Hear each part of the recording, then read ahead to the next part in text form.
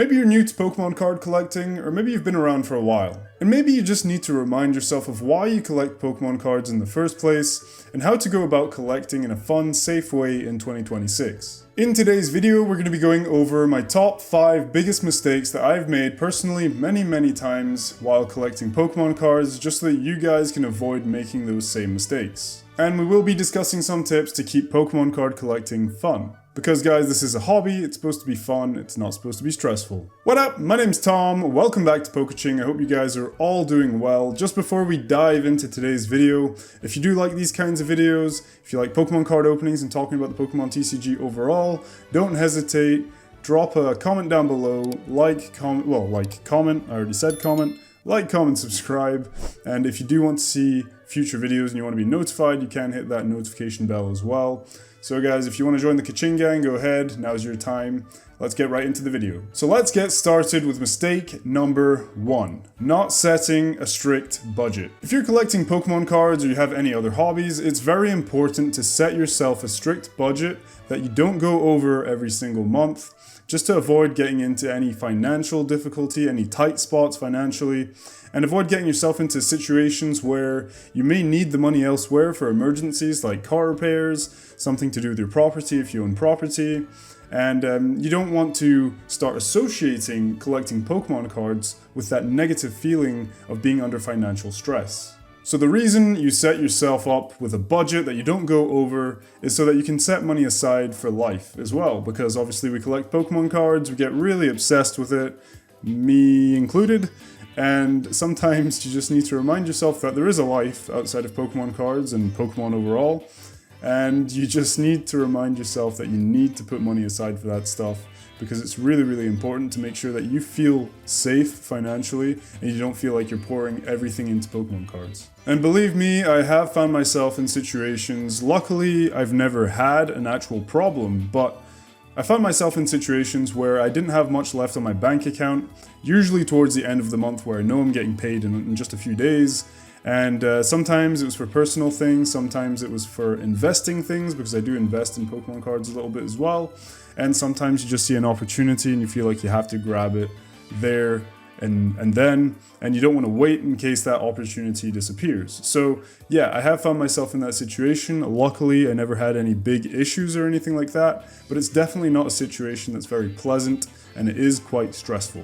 So guys, always set yourself a strict budget that you don't go over so that you can keep enjoying the Pokemon hobby in the long run and you don't get stressed out by it. Mistake number 2, not having a clear collecting goal. So we might dive in a little deeper into this one, because this is one of the mistakes that is slightly more important than the other ones in my opinion, because why we collect and what we collect is kind of like the whole basis of what this video is about. And so it's really important to be able to answer this question so that you can set yourself a realistic goal that you can actually stick to and enjoy the hobby without kind of stressing out about everything that's coming out, all the sets releasing at an incredible rate, all the chase cards and so on, and just kind of like stay on your path. So what do you guys like to collect? You can actually let me know in the comments down below. I do reply to all your comments, by the way. It's important to know, like, do you collect sealed? Did you like graded cards? Do you like just kind of sets, like certain sets that you really like?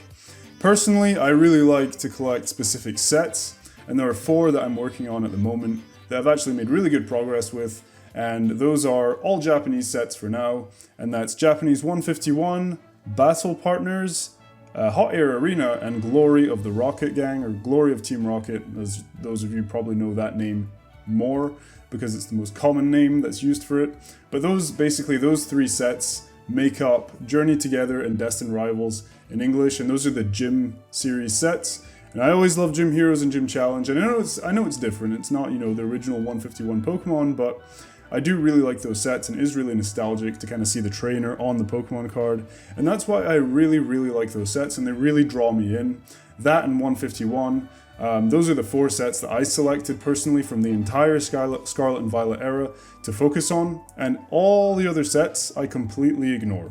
So of course I do open up certain sets on the channel for you guys just to kind of have some cool openings, to share the TCG with you, to kind of discover new sets. But for my personal collecting goals, I really do stick to those 4 sets. And what I like to do is I basically collect 1 booster box from each set, nice sealed, really nice condition booster box. just to have kind of some sealed product as well.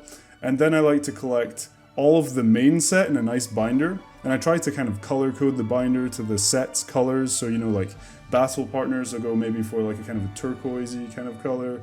You know, for Glory of Team Rocket, I'll go for black or red. And then for like Hot Air Arena, I'll go for like a yellow or an orange binder. You know, just kind of keep a nice theme going. And I'll put all the main set cards in there. So that's all the commons and commons, the holo rares, the EXs, and then anything like illustration rares or like SARs or anything like that, I like to get graded. And if you were to do this with every single set, it would be really, really unmanageable because, you know, sets are coming out very, very fast at fast pace. There's so many chase cards, it would just be very, very expensive. Unless you have like a huge disposable income, it's pretty much impossible for everyone to own every single card. So that's why I like to set myself on, you know, specific sets that really do it for me.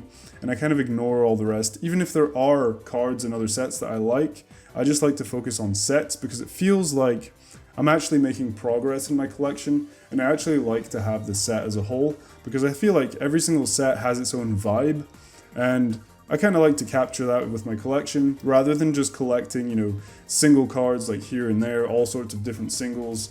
But yeah, everyone's going to have their own goals. Some people like to collect, you know, a booster box of each set with all the chase cards graded, and they don't really care about the main set. Some people will have a specific Pokemon, but whatever it may be, it's really important that you decide what you want to collect and you kind of stick to it, because it's very easy to stray away from what you've set yourself out to do originally with all the releases, all the chase cards and so on.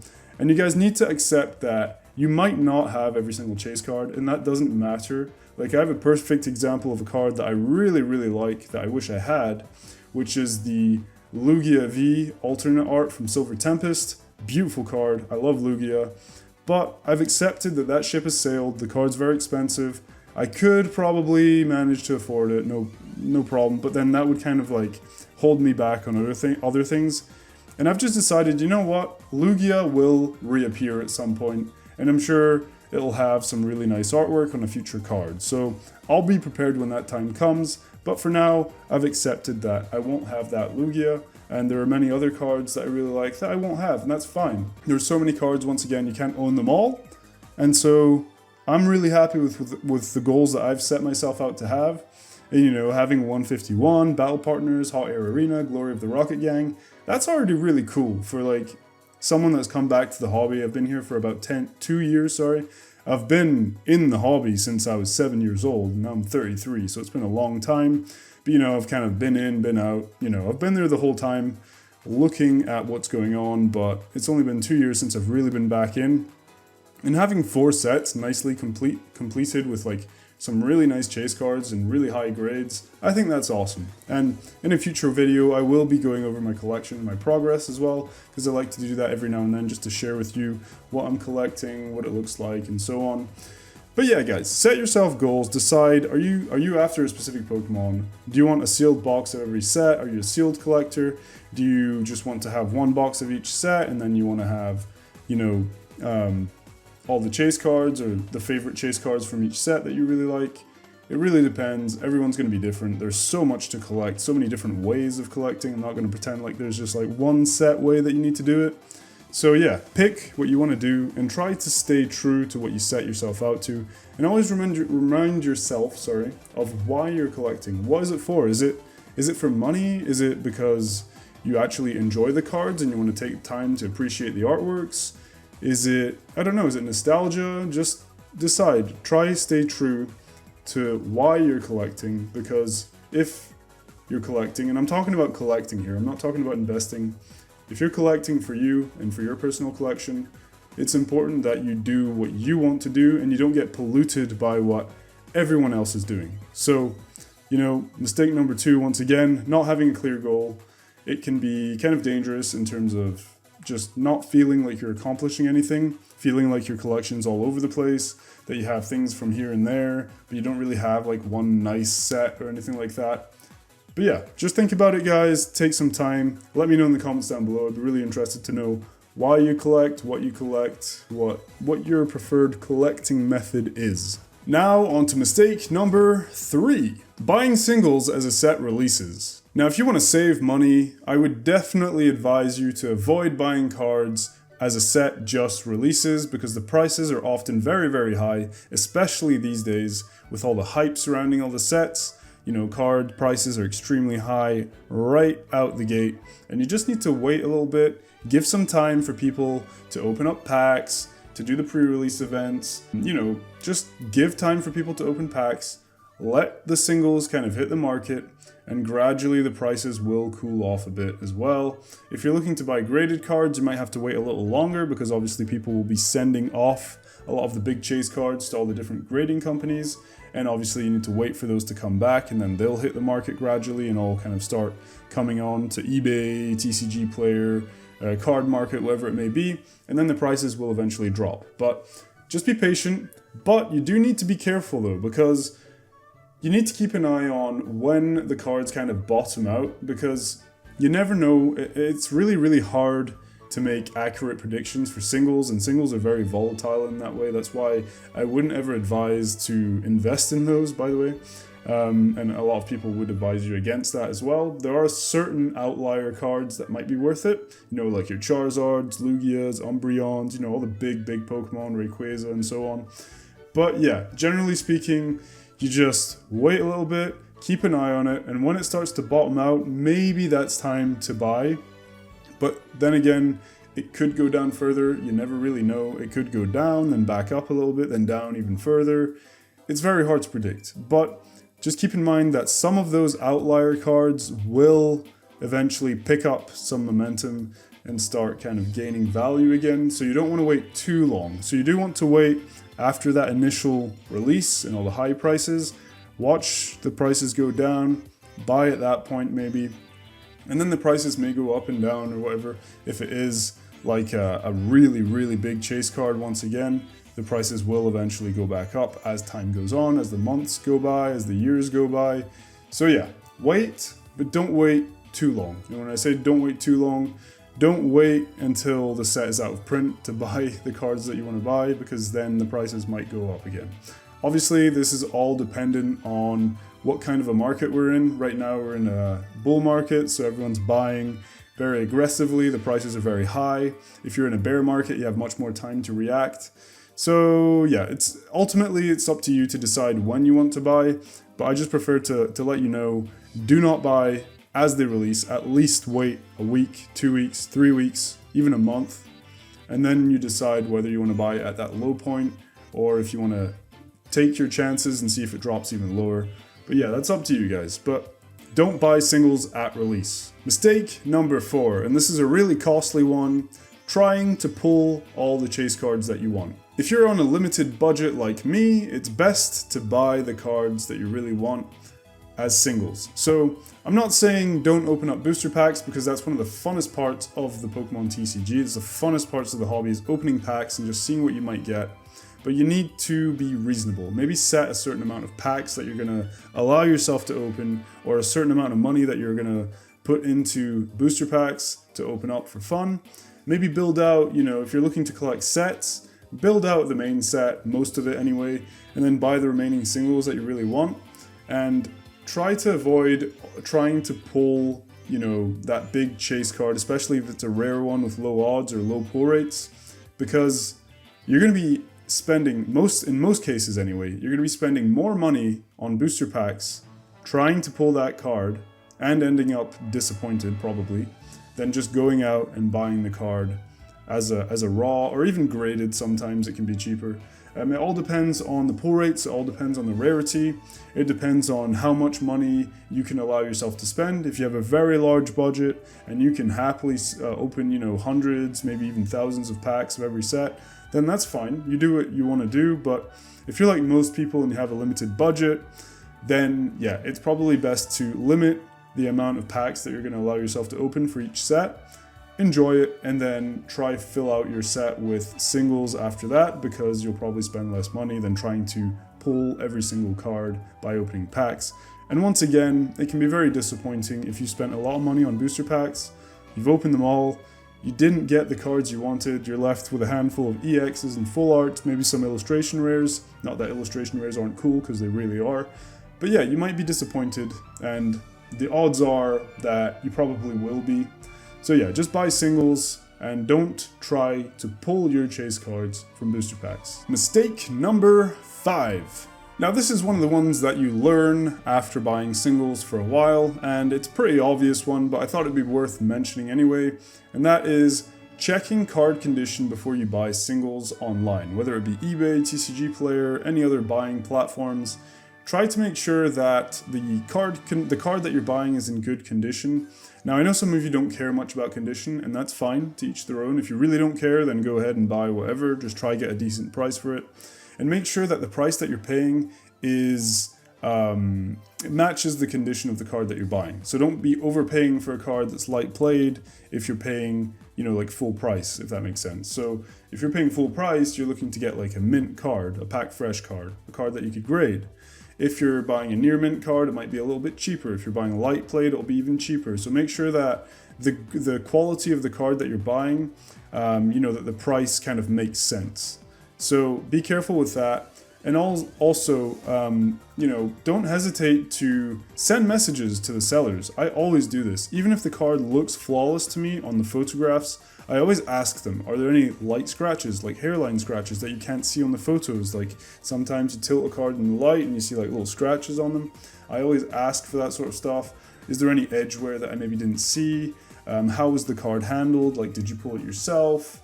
I try not to pester the seller, because it's not fun having to answer all those questions all the time, but I think it's best to ask those questions just to make sure that when you buy a card, there's a smaller chance that you're going to be disappointed.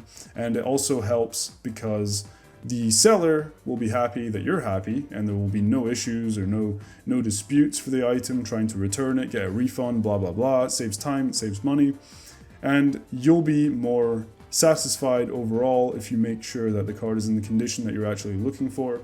And don't hesitate. You can say to the seller, look, I'm trying to get a PSA 10 on this card. Do you think it will get a PSA 10? Or I'm trying to get a PSA 10 on this card, so I just want to be sure that there's no edge wear, that there are no scratches, no dings, or nothing like that. So yeah, don't hesitate. Be okay with sending messages to the sellers to make sure that you're actually getting the condition that you're looking for. If you pull cards yourself out of packs, sleeve, top loader. Protect the cards that are worth some money. And I know it's not all about money, it's just about having a nice collection. And the thing is, guys, if you keep your cards in good condition, if you buy good condition cards, they will retain more value. And the thing is, maybe today you're happy with your collection, but maybe tomorrow they release like a Johto version of 151, where you have all the Gen 2 Pokemon, you have like illustration rares of like so many Pokemon that you really like, you got Lugia, you got Ho-Oh, you got all the, the legendary dogs and so on. What if they release a set like that and you're like, oh damn, I really, really, really want to buy that, but I don't have the money. Hey, you know what? Maybe I could sell one of my sets that I don't like as much to buy that.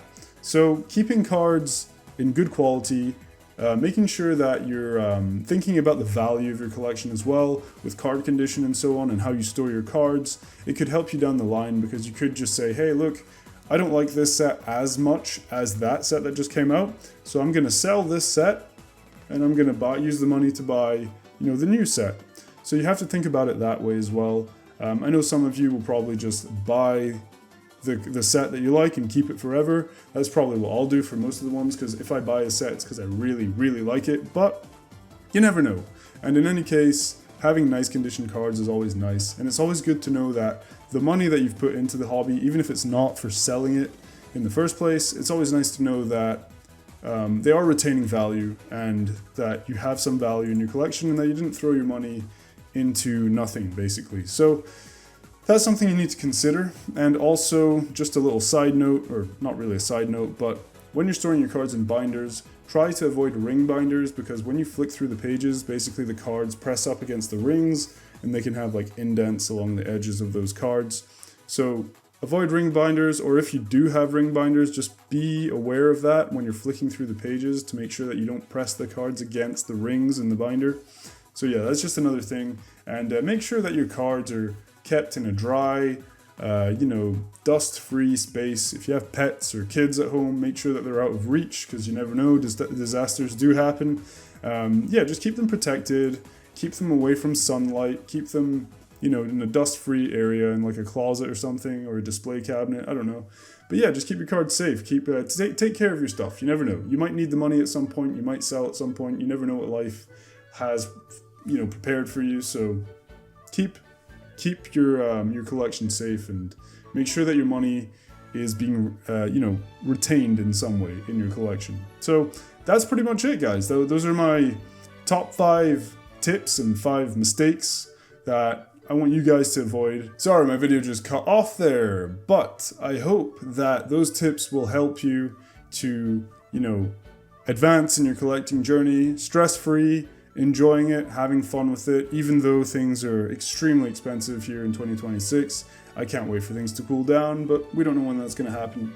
But yeah, I hope these tips helped you out. I hope that you know, you'll take something away from this video. Once again, let me know in the comments down below, what do you guys collect? What's your collecting strategy? I'm really curious to know, obviously. And guys, I'll see you in the next one. Thank you so much for stopping by. Take care. Until next time, peace out. Bye!